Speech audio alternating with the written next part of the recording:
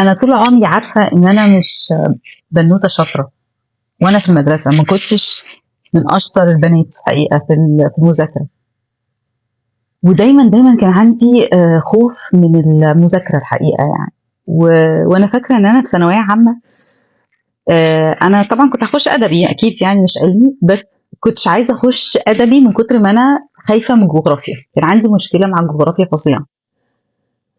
لغاية ما في ثانوية عامة أخدت درس مع مدرس الله يمسيه بالخير لو كان عايش يعني ويرحمه يرحمه في الحال يعني. الراجل كان راجل جميل وقلب فكرتي عن الجغرافيا خالص، وبقيت بستمتع بالدرس بتاعه وبروح وبذاكر، وكنت من أشطر الناس ولما يسأل سؤال أجاوب، وكنت ما حصلتش تاني في الجغرافيا غير مع المدرس ده. ولما برجع أفكر بقول هو إيه يعني اللي كان مميز في المدرس ده؟ إيه اللي خلاني أحب مادة الجغرافيا وأذاكرها وأبقى شاطرة فيها؟ إيه اللي حصل؟ لما بفكر فيها بقول إنه المدرس ده كان بيستخدم حاجتي على فكرة، لأن أنا فاكرة كويس جدا إنه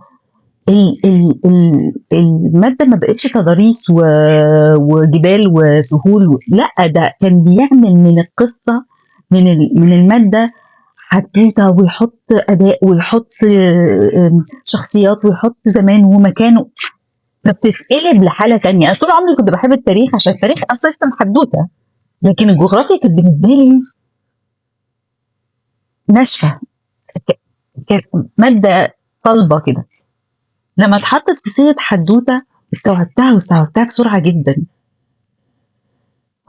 يعني لما باجي افكر دلوقتي لا الحدوتة اسكي. وفاكرة كمان كان في مدرس تاني بقى في الجامعة، انا الراجل ده كنت مدته